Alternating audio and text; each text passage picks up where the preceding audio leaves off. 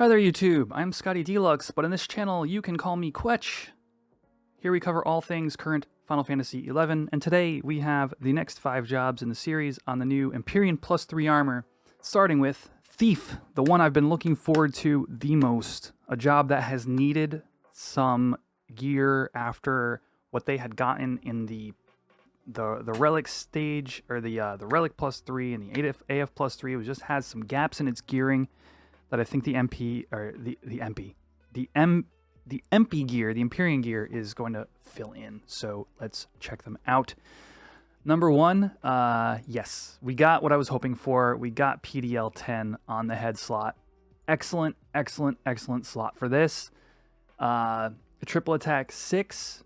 I'm going to have to process what this means, but obviously this is the craziest evisceration piece that exists in the game, probably. Very good. Higher accomplice and collaborator enmity stealing. Yeah, nobody's really caring about that. More accuracy, more attack, more stats. It's a pretty high dex. I'm a big fan of the 43 dex. This piece is very spicy. I'm a fan. And yeah. I don't know how early I'll upgrade this one, but we'll have to see. Just to give a quick overview of kind of where my mind's at, by the way, in terms of upgrading. Like, I don't have the information currently as to what it's going to cost to upgrade, how easy it is to get gems. We'll find all that stuff out in a later video when I actually explore the content. But I'm wanting to do, like, probably the Rune Fencer stuff first, because I think tanking is going to be really important going into any harder content. And then I'll be thinking about, like, Warrior and Thief next after that. For me, those 3 jobs. And then probably... Now, I haven't seen all those pieces of gear yet, but just realistically. Let's see. And then Dancer, right? Dancer, the headpiece in particular. But other than that, maybe getting Blue Mage to +3 eventually, just to have a really solid Blue Mage set. My Blue Mage isn't even mastered. I just use it for random content. So just give you an idea of where my mind's at in terms of the order I'm going to be upgrading things. Anyway, moving on to the Thief body. Ooh, baby. 12? 12 weapon skill damage? 12 weapon skill damage. 51 dex. Good golly. Says me if I was from 1949. Yikes. Okay, so comparing that to, we're getting 5 more dex. We're getting 10 more attack, 10 more accuracy, 5 more dagger skill, and 4% WSD. I mean, this piece went from strong to possibly better than PDL in this slot. So your PDL option is Gladys Curus, and that has Dex 34 and PDL 9. Now, PDL 9 compared to WSD 12 is actually at attack cap is likely in favor of PDL 9 in terms of just straight numbers. But the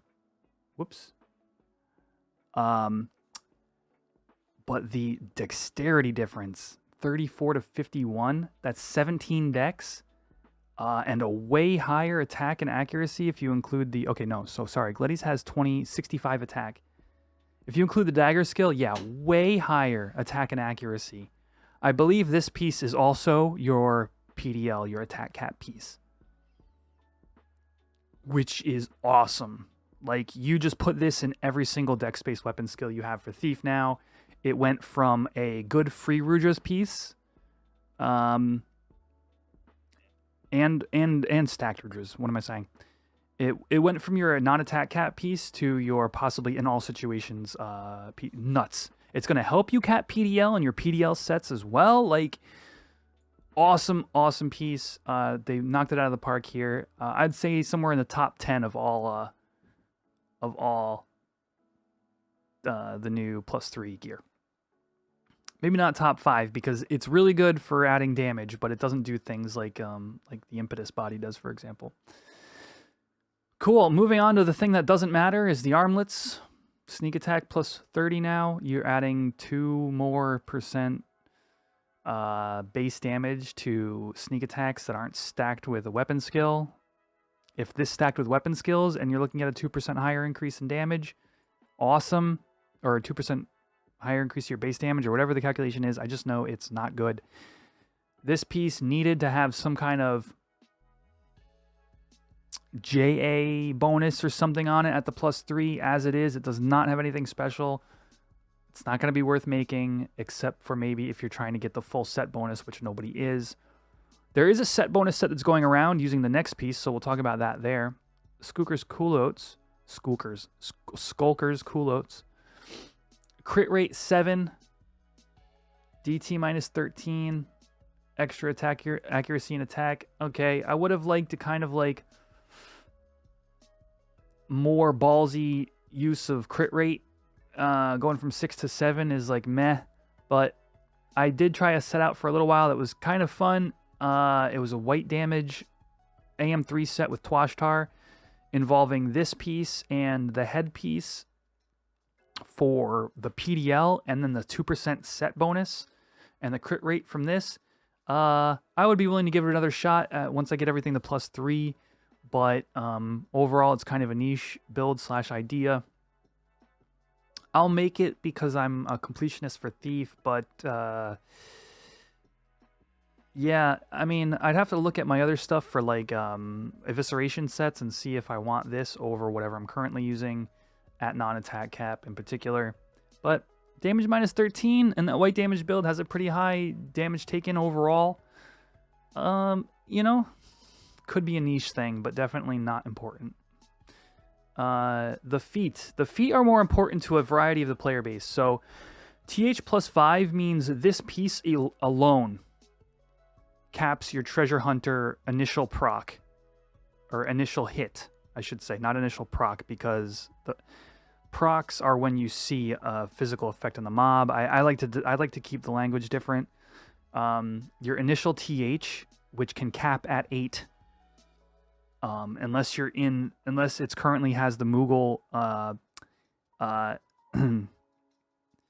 Moogle's Blessing that allows the initial TH to be 9, but under most circumstances, initial TH can be 8, because Thief has a natural of 3, and plus this item 5. You are now capping with just these feet. That is a very desirable effect for certain players that either don't want to spend gear slots or inventory or what have you towards getting 8 TH on something. I think that's going to be very appealing to a lot of people. Personally, I don't care. I've already got the TH gear I need. I might or might not upgrade this. You can't take away from the fact that it does have a high DT and it now has accurate stats for something that at the current state of the game. If you're wanting to max out your treasure hunter while you're fighting a mob in order to hope for more procs, you might also want to make this. I don't know. For me, the important is the body, then the head, and then the legs as a long distance thing when I feel like making a niche build, right?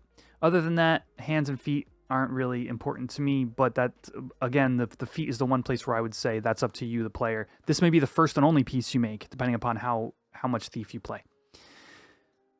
Moving on. Paladin. This one I am curious about because Paladin got some interesting gear, but I think the stats and overall impact was kind of low for what it was, but it was like just on the cusp, right? So now the +3 should be actually something that you're like genuinely wanting to equip. And let's take a look at the head. Shield skill, more shield skills always welcome if it's in your engage set, your tanking set. 8% of physical damage taken to MP. Okay, it's up from 7 to 8. So if you were considering using the piece for that, then you're considering it now. So you're strongly considering it now. Damage taken goes up by 1%. A little more defense, a little more HP. I mean, this is a case of if you were planning on using the +2, you could very well use the +3. I have not played with this enough to determine if I want to use it or not. I think I'm just equipping Sakpada in this slot. So it's going to be a matter of looking at that and seeing if this is better on Cashew. But we'll see the rest of the set. Obviously, if you don't have O chain, maybe you really want the 8% of damage taken to MP. Chevalier's Cuirass. How do you pronounce this word, chat? Cuirass.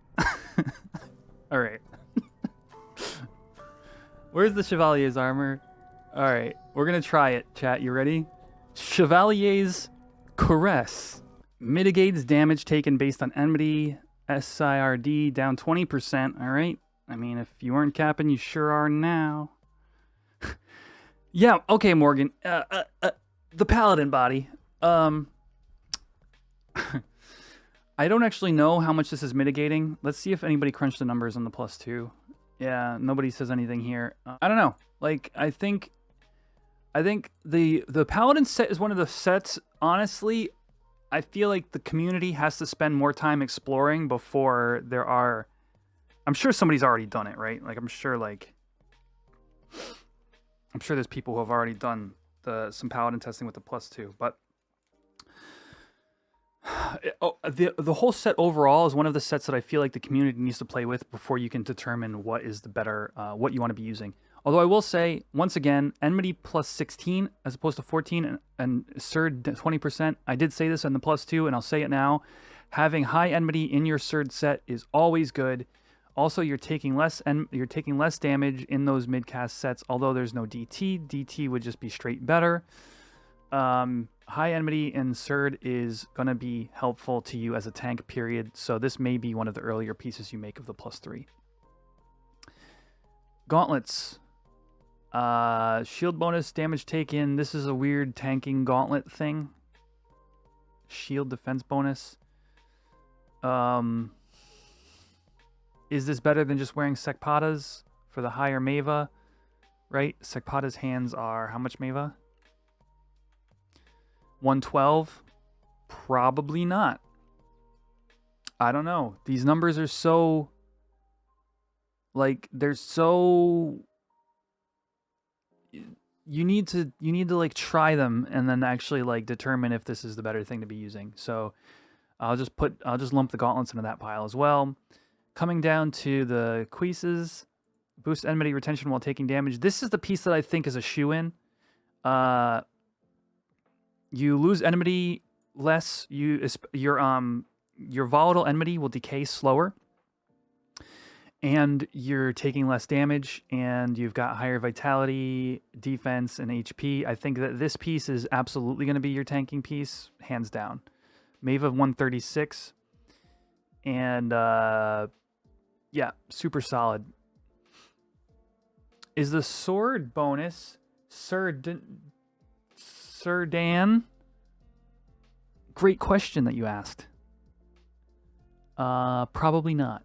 I would say that you're better off having something with multi-attack and similar accuracy in this slot, right? Paladin already suffers from a lack of multi-attack. Like it's half a tank piece and half a accuracy piece, and I don't think it works as either. Great question though. Legs. Do these first. These legs are good. Put them in your tanking sets. Chevalier's Sabatons. Fast cast 13, Divine Emblem 21. I think this is a straight increase. Yeah. Increases the special enmity bonus of the next divine magic cast by 50%, and it's multiplicative with all other sources of enmity plus. Yeah.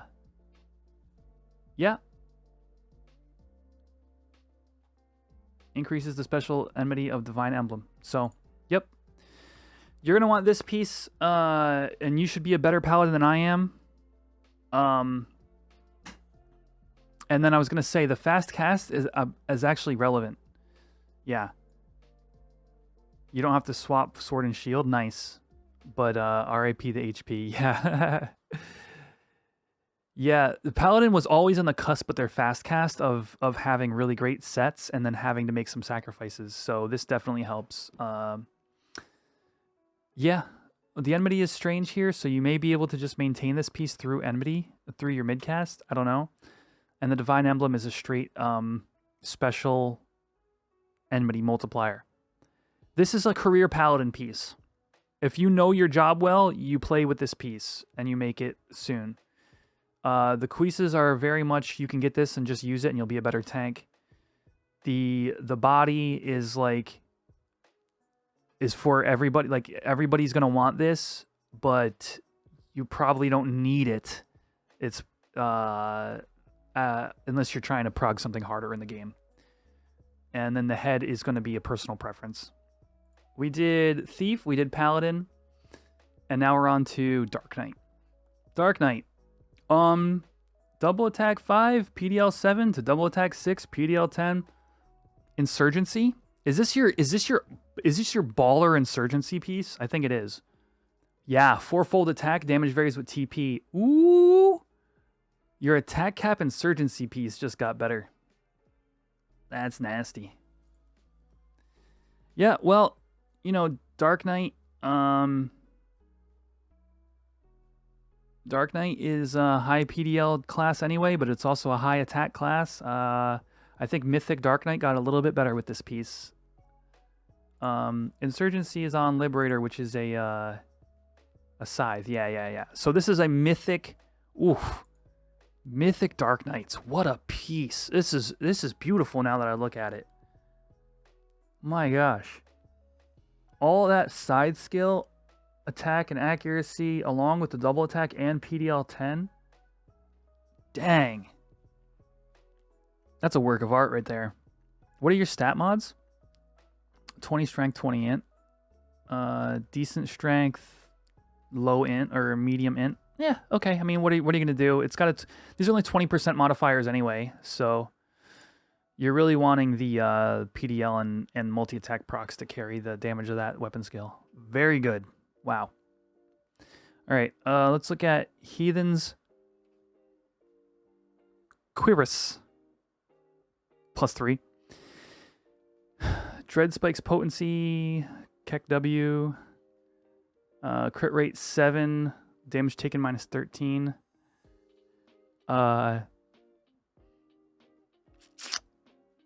Not good. I mean, what is this doing? Is this like a weird like MP Greatsword AM3 build where you have your crit rate and your DT in the set? Maybe. Nobody's told me they're doing that, so I mean, maybe in Odyssey, if you want to lose the double attack from Sekpada. Probably not, though. So, yeah, probably a skip. Heathen's Gauntlets, great sword skill, absorb TP effect. This is going to be a macro piece for absorb TP. That's about it. I wouldn't use this for anything else. This piece right here is exactly what I wanted to avoid from Empyrean+3. I think that a lot of artifact looks like this and is in total obscurity right now. A lot of the artifact +3 is not even like, it just like moderately useful macro piece, weird normal stats, incongruous with like, what does this piece want to be doing? Do you want to be a TP piece with great sword skill, or do you want to be an absorb TP effect macro piece? Or are you trying to be, you know, some kind of damage taken hybrid piece, but you don't have any multi-attack? Like honestly, I was hoping their design philosophy would shy away from this exact kind of effect, this exact kind of piece right here at some point when we got +3, but it hasn't. We've seen a couple of pieces like this that are just, this piece could have no stats on it and just say like HP 100, absorb TP effect +28. It could be an earring, you know? I don't know. Anyway. Heathen's Flanchard. Probably in the same boat, although this looks like your magic accuracy build for dark magic skill. Increase the amount absorbed. Increase the next absorber drain magic by 50%. All right, well, if you're using Nether Void to increase your drains, which I think players are when they're trying to cap their HP through drain. I think Dark Knights do use this. Is there any Dark Knights in chat can tell me how important Nether Void is? Like, is it something you typically crack when you're trying to cap your HP? Because obviously the bonus is huge, and the HP, like when I see Dark Knights cap 9999, I'm like, dang. Okay, so Nether Void is already at 40 with the +2. You could actually probably skip upgrading this unless you want the 5 Dark skill and 10 Magic Accuracy. Career Dark Knights probably will. Your average Dark Knight probably isn't probably going to go anywhere near this. All right, here we go. Weapon skill damage 12 feet. Here you go. WSD 12. Mediocre Vite, mediocre Strength. But there it is. WSD 12. I'm not sure what you were even using in that slot prior to this. Probably just like Niame. And Niame feet are... Let's compare quickly. Niame Solarettes. WSD 10. A little bit of double attack. Lower vitality. No. Yes. 6 lower vitality. And 10 lower strength. So, if you were using the Niame for dark and anything before for the feet slot, you're 100% using the Heathen Solarettes now. So I'd say the general overview of this set is most Dark Knights will want to make the feet first. Mythic Dark Knights will want to make the head either first or second. And the other pieces are potentially skippable unless you're a career dark, in which case you want the small amount of extra magic accuracy offered by the leg slot. There's probably worse jobs out there than what Dark Knight got. I think the +3, the +2 was a little less impressive, while the +3 is has its obvious important usage. Beastmaster, 2% extra monster correlation damage multiplier, always good. Or is this? Oh no! This is the mob versus the other mob. Monster correlation effects. This is going to be another one of hey YouTube, leave in the comments. Is this head any good? I'm not a Beastmaster player, and obviously the monster correlation has some effect on certain aspects of the game. Is this 2% increase beneficial? Is this an easy ignore? Let me know in the comments below. Moving on. This is the thing. Okay, augments killer effects. Okay, this piece was already really cool because of the augments killer effects, along with what's the JA? Shoot, see, I'm blanking. Killer Instinct. And now you're getting an additional 4% more weapon skill damage, along with better stats. Yep, I mean, you want this piece anyway prior for the augments killer effects. Now you're definitely equipping it for weapon skills in your weapon skill sets, period. This is going to be your best in slot, possibly even things like add attack cap, unless you're talking about multi-hit weapon skills like decimation. Then you might be wanting to look at something with PDL like Gleddy's, but even then it'll be close because of the killer instinct. So very good piece. See Beastmaster wants to use decimation and has, well, actually, they like Cloud Splitter too. Who am I kidding? They use the Farsha. Oops. But anyway, cool piece.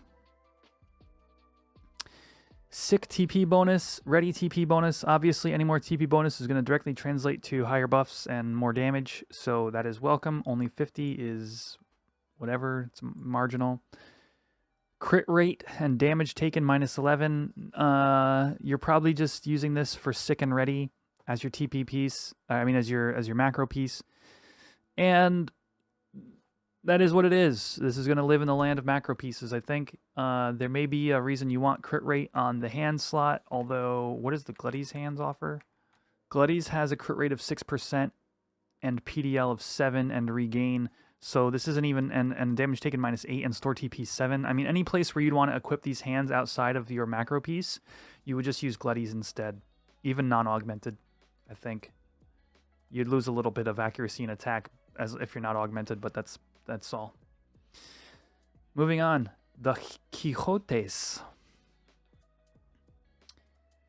Stout Servant +7. I think that's your pet not dying when it should or something. Oh, it's just a straight damage taken. So, yeah. So this is a literal 1% extra damage taken on your pet. I guess if there's strats where your pet needs to not die, such as if you're trying to like land a slime on an Odyssey on him, maybe you use this and your idle set so it has less chance of dying. But it's definitely like a master pet DT overall. I'm not sure when you need that. It is a thing now, and it is slightly better than it used to be. Moving on. Double attack and PDL 10. Whoo! There's your decimation piece. World's best decimation piece. Almost. Let me see. Gladi's feet are PDL 5. Crit rate 4. They're bad compared. I mean, this is a nutty piece. If you're decimation, if you're doing decimation anywhere near attack cap or not, this is probably your weapon skill piece. It's for like Calamity and Mistralax at attack cap. It's gonna be better than Niame. Yeah, I mean this is solid, but it's just a higher melee damage piece. I don't know if they added much to the job overall. I mean, I'm not sure what the pet accuracy and magic accuracy and stuff is going to lead to. Potentially, these are your best in slot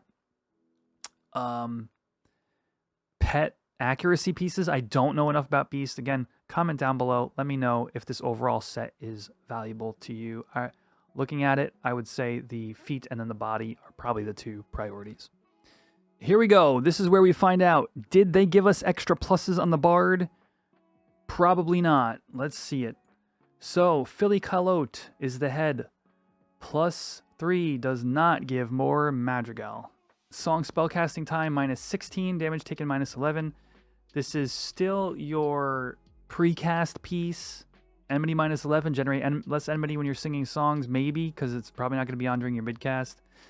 And neither will the damage taken matter. So this piece is womp womp. Philly Hongerline, the body. Minuet, still Minuet +1.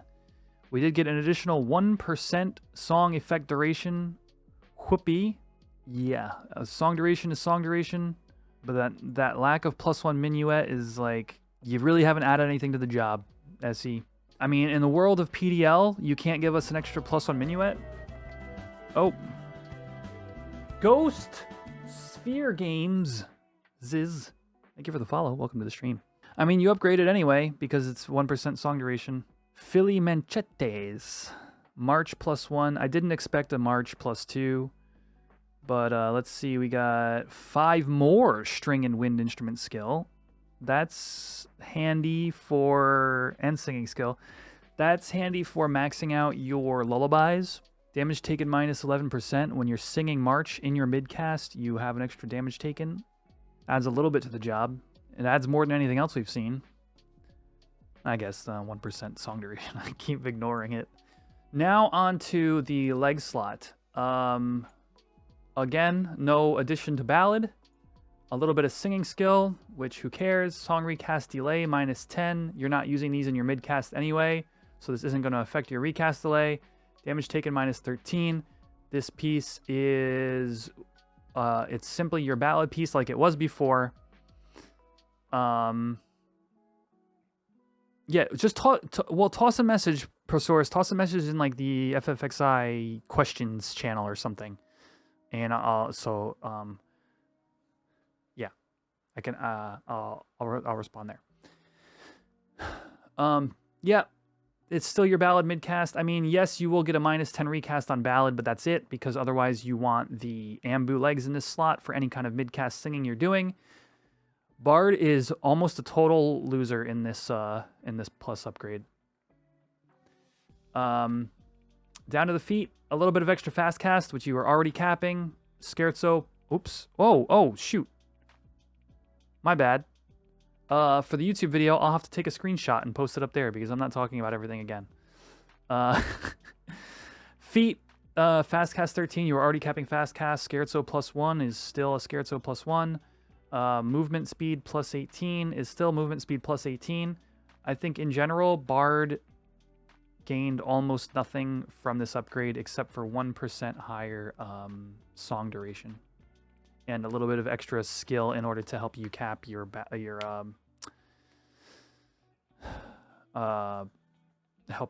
lullabies. So yeah, that swap screws up duration. Yeah. So even the ballad, you might not even be using the ballad +1 because you'd rather have the duration correct. So I don't know. This, to me, this set, it looks like I mean, obviously Bard is strong in the game right now, but to like give Bard players who genuinely love their job no incentive to +3 their gear, aside from slightly extra stats in your mid-cast sets, is just kind of rude. So I think this set is a bust. Anyway, that's going to do it for our second review video. We went through Thief, Paladin, Dark Knight, Bard, and Beastmaster. Thief, Paladin, Dark Knight, Bard, and Beastmaster are done. So if you haven't seen the previous video for the first 5 jobs, check that one out. Don't forget to like this video if you enjoy the content. Subscribe to the channel if you haven't, please. And we're going to go on. Tomorrow will be the next 5 items, or the next 5 jobs, and they're +3 Empyrean respectively. Until then, I'll see you in the next video. Peace out.